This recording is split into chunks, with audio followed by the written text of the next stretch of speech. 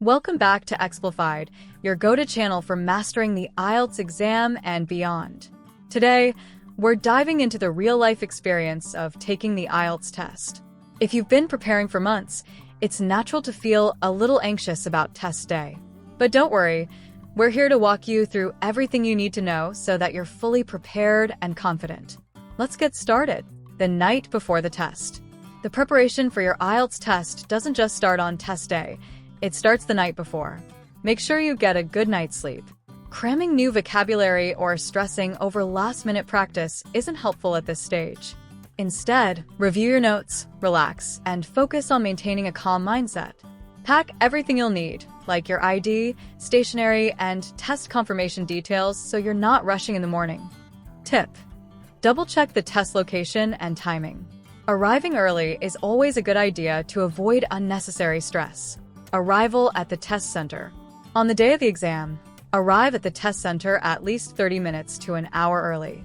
You'll need to check in with your ID, and in most cases, they'll take a photo and fingerprint for verification. Once you've checked in, you'll be directed to a waiting area until the test begins.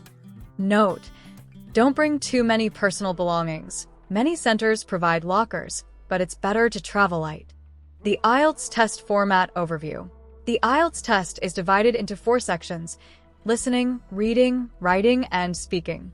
The listening, reading, and writing tests are completed in one sitting, while the speaking test may be scheduled on the same day or within a week before or after the written exam. The listening test experience. The listening section is the first part of your exam. You'll be given headphones and asked to listen to a series of recordings. These recordings will include conversations, lectures, and instructions. It's important to stay focused because you'll only hear each recording once. Tip: you can write notes on the question paper while you listen. After the recordings, you'll have 10 minutes to transfer your answers to the answer sheet, so don't rush. Use that time to ensure everything is correct. The reading test experience. After the listening test, you'll move straight into the reading section. You'll have 60 minutes to answer 40 questions based on 3 reading passages. The passages can range from academic articles to everyday texts, and you'll be tested on your ability to understand and interpret the material. Tip: time management is crucial. Don't spend too long on any one question. If you're stuck, move on and come back to it later. Remember, no extra time is provided for transferring answers, so write directly on your answer sheet. The writing test experience. Next up is the writing test. You'll have 60 minutes to complete 2 tasks. In Task 1, you'll be asked to describe a graph, chart, or diagram in at least 150 words. In Task 2, you'll write an essay in response to an argument or problem in at least 250 words. Tip: plan your answers before you start writing. Spend a few minutes outlining your response, especially for Task 2, where the structure of your essay can impact your score. Also, leave time to review and proofread. The speaking test experience. The speaking section may take place on the same day as the written exams, or it might be scheduled separately. The speaking test is a one-on-one interview with an examiner and lasts around 11 to 14 minutes. It's divided into 3 parts: an introduction with general questions, a long turn where you'll speak on a given topic, and a 2-way discussion based on that topic. Tip: don't overthink it. This part of the test is meant to simulate a conversation. Answer confidently, even if you make a mistake, and don't be afraid to express your opinions.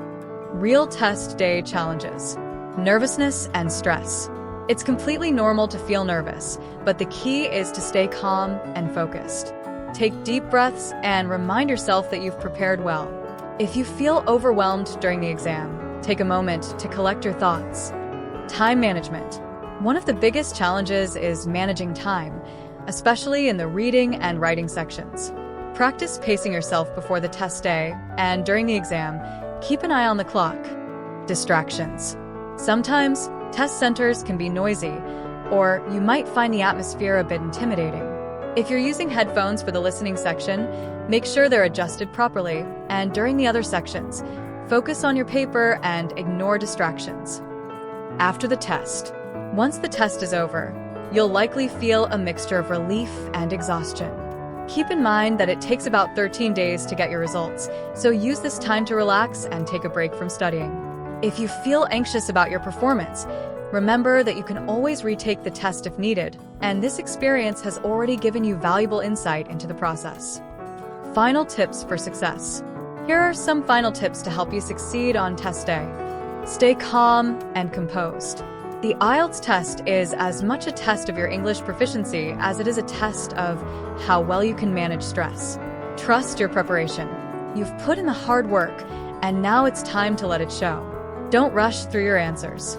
Accuracy is more important than speed, so focus on being clear and concise. Manage your time effectively. Keep track of how long each section takes, and move on if you get stuck.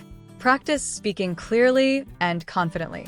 The speaking test is your chance to demonstrate fluency, so engage with the examiner and don't be afraid to elaborate on your answers. And that's it. You now know exactly what to expect on test day, from start to finish.